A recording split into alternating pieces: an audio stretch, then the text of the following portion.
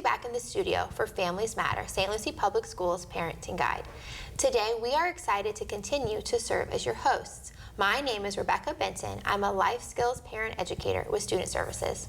Hi again. I'm Deshawn Jackson, Family and Community Outreach Administrator on special assignment for St. Lucie Public Schools. Every time I join you, Rebecca, there are more and more great resources that are shared. I am impressed with the resources that we share within our community. Welcome again, families. Yeah, there's so many resources within our community. It's wonderful to share with families. Yes. So one of the purposes of Families Matter, St. Lucie Public Schools Parenting Guide, is to familiarize families with our resources within our local community. The resources could be local people within our district that support our students, web resources, and our different places that help your child achieve success. This show focuses on parents and families within our school districts. You play a pivotal role in the life of your child and children. And today we are going to focus on historically Black colleges and universities and Hispanic serving institutions. Yes, when thinking about HBCUs, we are so thankful to have our resident expert who is right here in our district, Dr. Kevin G. Perry, Assistant to the Superintendent of St. Lucie Public Schools.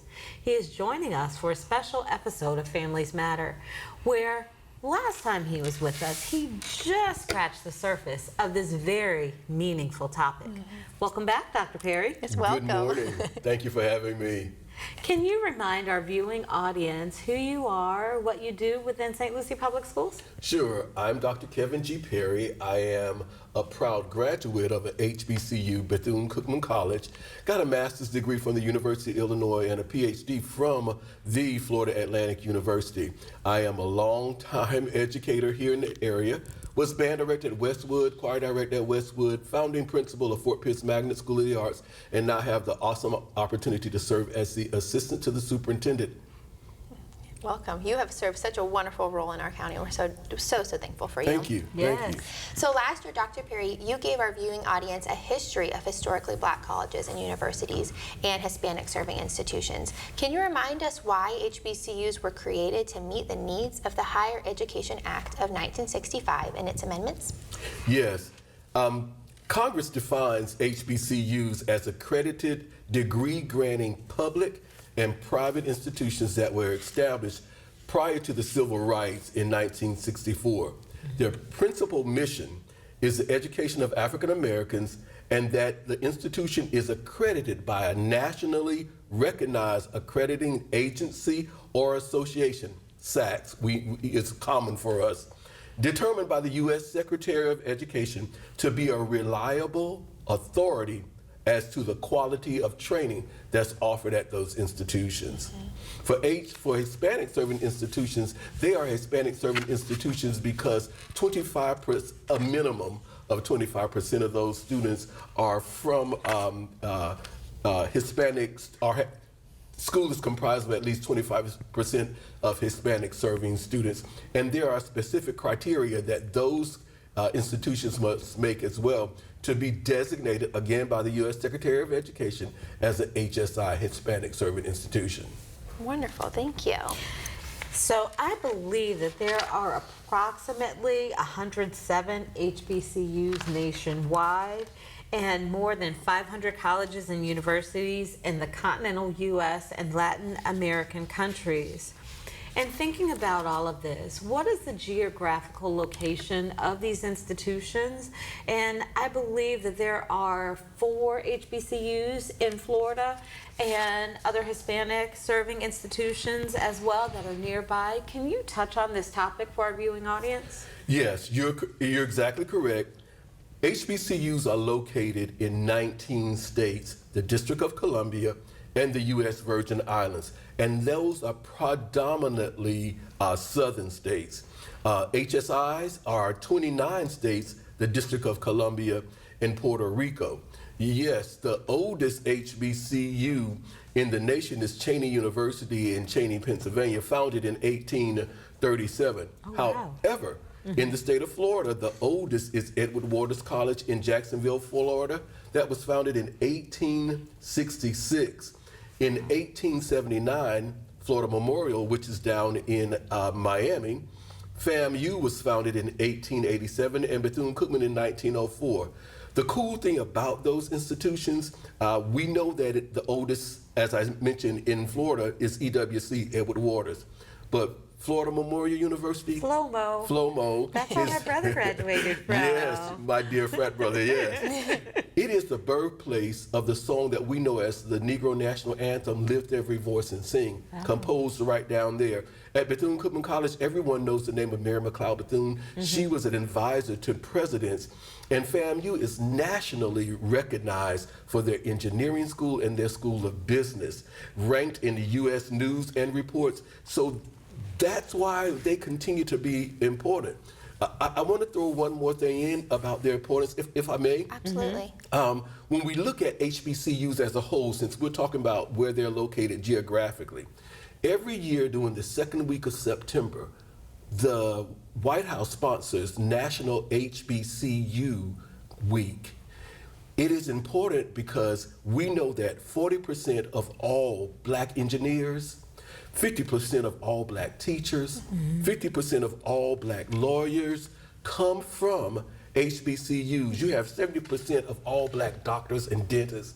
80% of all black judges are graduates of HBCUs. So even today, because of the quality that is required by the United States Department of Education, you have, that's why they're important to the quality and for sustaining life in America. Oh, that's wonderful. Thank you for sharing. So as we continue discussing HBCUs and HSIs, we will focus on the important part of the HBCU and HSI experience, and that is the application process and the financial impact of these fine institutions. Dr. Perry, what should parents and future college university students know about applying to HBCUs and HSIs and obtaining financial aid? And what are some steps that our future college students need to take?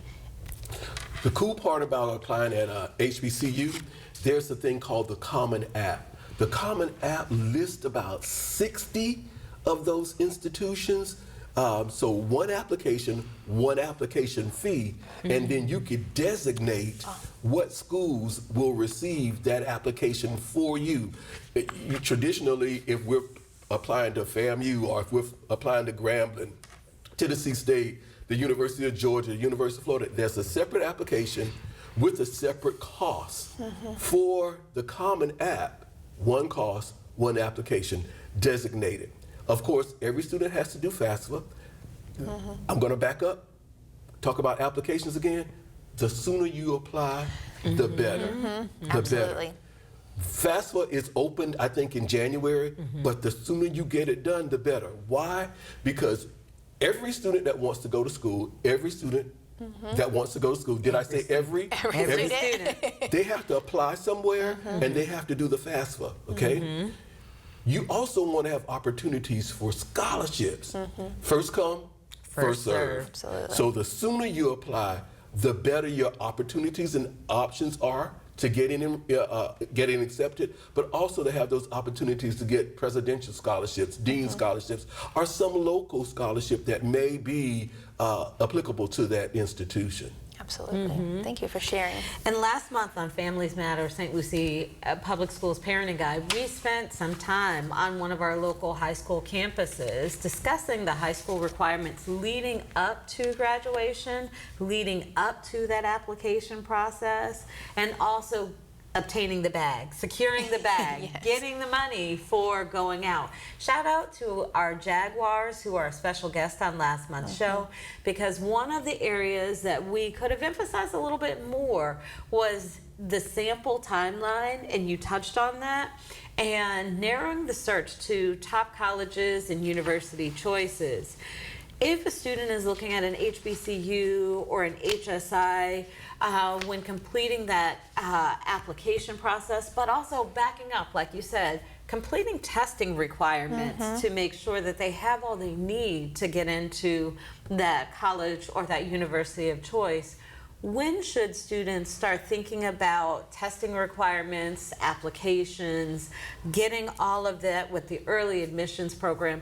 When should they be doing that? And can you go over kind of like a broad timeline for HBCUs and HSIs, because right here in Florida, there are some HSIs that are highly competitive and HBCUs that are highly competitive. We want to give that roadmap to securing the bag. Absolutely. Well, let's start with students can take the ASVAB, but they can also take the PSAT in 10th grade. Baseline. And then they will take the SAT or the ACT, generally 11th grade, the summer before their 11th grade year, they can start. Cool part about it is that you can take the test as many times as you want. Right. Because what you want to do is boost your score. For the highest you can make on the SAT is a 1600. We want you to be looked at, I should say. You should have somewhere around a 1400 cumulative. For the ACT, the highest you can make is a 36, and you need to have at least a 24, because that's going to be that bridge that opens up the door to those opportunities. So you want to start taking tests as soon as you possibly can, because testing is a part of the application process. I advise students to always be thinking about what I want to do. Then make a list of those schools that have that major that you want to be a part of. Begin to do some investigation where you know when is their admission process, is there a deadline for their admission process? Because as we mentioned earlier, it's first come, first served basis. All schools have an admissions calendar. HBCUs, HSIs, it does not matter. And their timeline kind of coincide with each other about what could happen. Even though we want you to apply early, you could be waitlisted, or there could be some other things and in the dynamics of the school, and you may not receive a call until March, maybe June, that you got into an institution. But the piece that moves the puzzle for you is having that application in, having the FAFSA form, having all of your testing information, a completed application, so that you can have the option and the opportunity to attend. And when we talked with our students at Port St. Lucie High School, we went over how to organize using tools at their disposal. Zello is one of those tools that allows students to start compiling that resume, but also that application piece as a checklist to say, okay, I've done this. And if there's an institution or university or college that I'm really interested in, all of that pops up and they can say, okay, I've met this. I might need to get a little more brushing up on this testing skill to be able to be competitive. And so you touched on all of that, and we want to use our tools at our disposal. Absolutely. And the high schoolers, we talked to a 10th grader, we talked to seniors as well. They talked about how they're using that tool that is at their disposal to be able to hit that highly competitive range and to have options. So if the first option is not available for those students, if I'm interested in an engineering program and I don't get into one of the top engineering schools, not saying one is a fallback plan, but we all have to have fallback plans. And so looking at what are the top rated engineering schools in these United States and applying there and using the tools at the disposal. But I love the fact that that common application has that one fee, but also that it can go out to multiple universities that might meet that criteria. Yeah, and Skyward is another great tool that students can use, and families have Skyward Family Access. And the show last month, we talked so much about how the graduation coach and the school counselor, they are just great resources, and so really lean into them. And we have Kaylee Nemo, the district college and career advisor, another great resource. Again, Family Matters, we're bringing everything right to you. So yes, check out our website. And our district, Kaylee Nemo, has a team site that is available for students to be able to go get those resources, to be able to see how do I make myself competitive. So grades are important, but what else should students be doing to create an impressive resume to get noticed by their top choice schools, say athletics, volunteering, academic success? How will students get noticed at a top-ranking HBCU and HSI? I think students have to build the resume. Yes. It starts with the grades, but there should be some community involvement. There should be some volunteer hours. There should be some participation in extracurricular activities. a student must think about, how do I stand out? What's unique? What's so special about me? What also makes me a great prospect for that school? You mentioned Zello. Zello's going to be available much earlier than just high school, so Right. you can build upon what a child wants. So that resume, of course, should have your name, should have your career interest. Tell me what activities you participated in school. I'm a high school band person, extracurricular kind of person, co-curricular. I believe we have enough activities on all of our campus for every student to be involved in at least one. You should have support for the career of your choice. If you want to go into nursing, we have a fabulous CNA programs everywhere.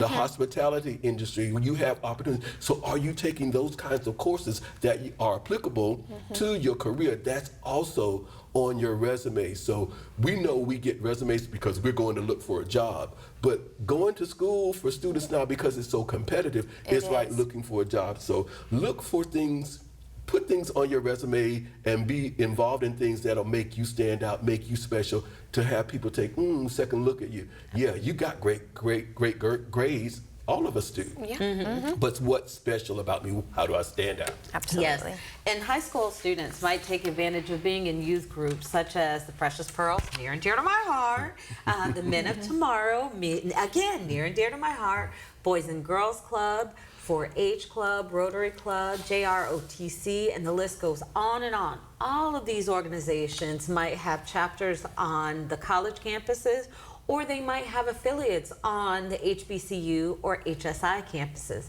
Dr. Perry, we know that you have a very strong voice, which might influence a child or two, or an adult or two, that might be looking at a college of choice. For example, Bethune-Cookman. Great college of choice. Do some of the HBCU campuses have exploratory programs over the summer or throughout the school year to attract students? Can you talk to us a little bit about that? Yes. Just like all institutions, you'll find that HBCUs, HSIs have summer bridge programs also that may be available. There may be tons of them. They may be generic, or they may be specific. My cousin attended Morehouse in Atlanta. They have what they call the Summer Academy for high school juniors and seniors, and they get to experience college life, gain skills along the journey. They also, about college journey, they also have the SMASH Academy, which is a 1-year tuition-free computer science bridge program. At Howard University, they have the School of Business Summer Enrichment Program for 10th and 11th grade students. Prairie View has the STEM-related, Westwood students. Tuskegee has what they call the Agri-Track and the Sci-Track, which are for students for the ag discovery, and it's a 2-week residential program. Great opportunities for students that are interested in agriculture, in research, engineering, science, and math. And my Bethune-Cookman, one that I'll point out is they have the Hyatt program. It's a collaboration with the Hyatt properties for hospitality students. That's amazing. So you have a wealth of opportunities, but it goes back to, where's my list of schools that I may want to attend? What are my career, do they have my major, and what else do they have to support my major, which could be a summer bridge program. Let me mention that schools also have Upward Bound programs. Here at Indian River State College, they have the Upward Bound program, the TRIO programs, which are college bridge programs for students that may come from low-income families or parents that may not have a bachelor's degree, that helps prepare those students to successfully matriculate at college. Now, a couple of the groups that I mentioned here are supported by members of the Divine Nine or the Pan-Hellenic Council on each campus. What is the benefit for, let me back up. What is the Divine Nine? Okay. What is the Pan-Hellenic Council? And what are the benefits for students to be noticed by each of those groups? Well, the Divine Nine is a compilation of the 9 historically black fraternities and sororities, your dear Alpha Kappa Alpha, and my Yes. dear Alpha Phi Alpha, which is the oldest of them all. But we bring them all together under one umbrella, which makes up the Divine Nine and the Panhandle Council.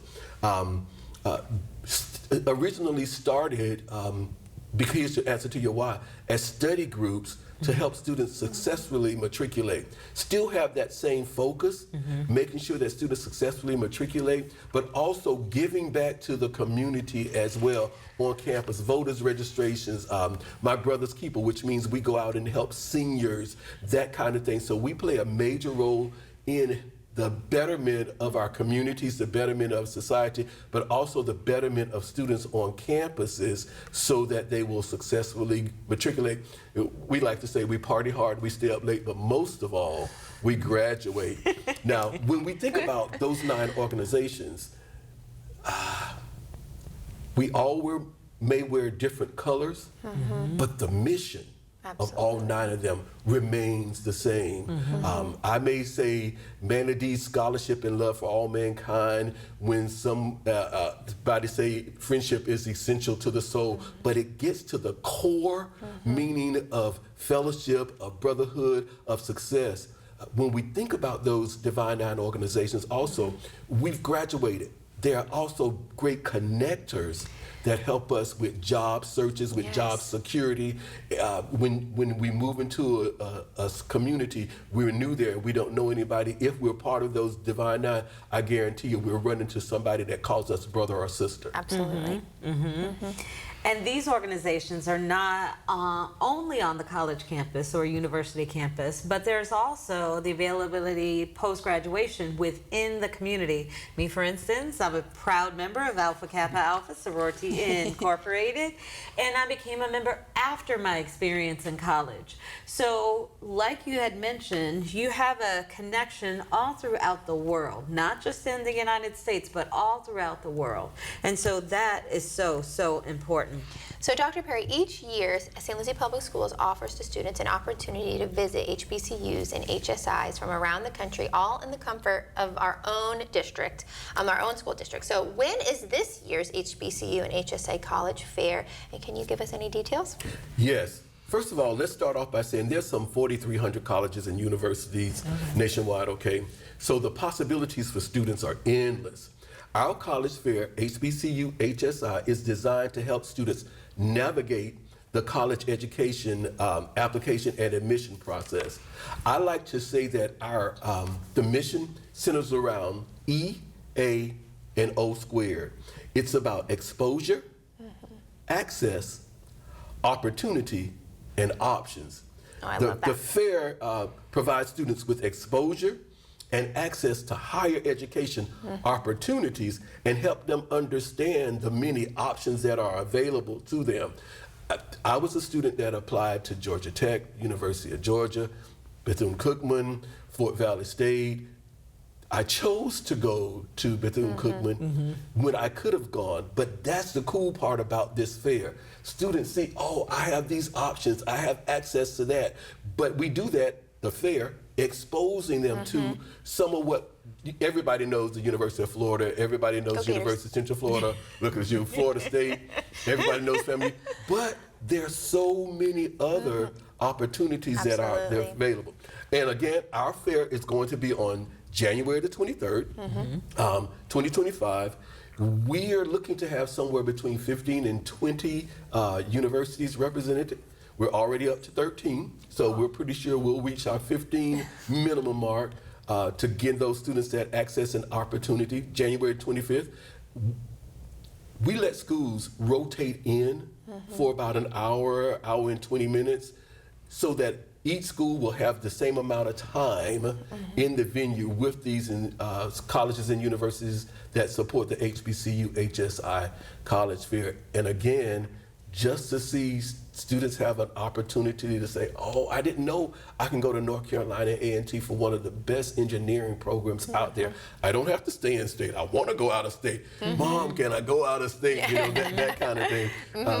I was a student that went out of state. So having that exposure to those opportunities and options that are there, we do it right here in St. Lucie Public Schools, January 23rd 2025, from 9 to about 12:30, 1 o'clock. We'll rotate all of our comprehensive and non-traditional students into the venue. This year it's going to be right here in our district building, where we'll open the walls to the big room downstairs to support students being able to come and look at additional opportunities for higher ed. Yeah. Now, are there targeted students? How does a student hear about this, know about this, and come out to this HSI and HBCU college fair? Let me dispel a myth. Okay. Traditionally, when we think about HBCU, we think they're African American, they're black. Traditionally, HSI, they're Hispanic. Does not have to be.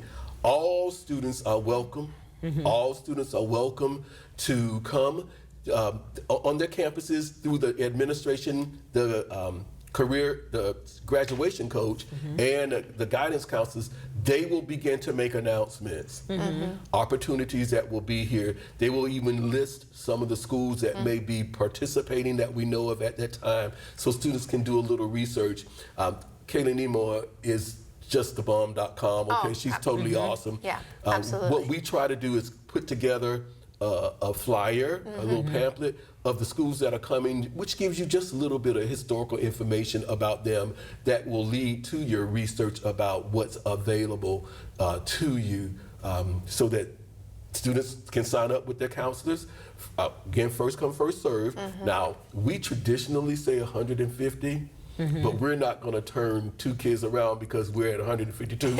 Bring them on, because again, it's about exposure, access, opportunities, and options. Oh, wonderful. Well, we are looking forward to it. We will be there. Yes.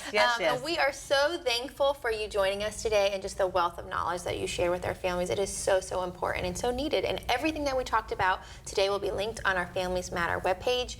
We have gone over a ton in today's show, as always. And families, we hope you learned more about HBCUs and HSIs. And if you find yourself in need of more help, please reach out. Our aim is to be the guide on the side for the many resources found in our beautiful community.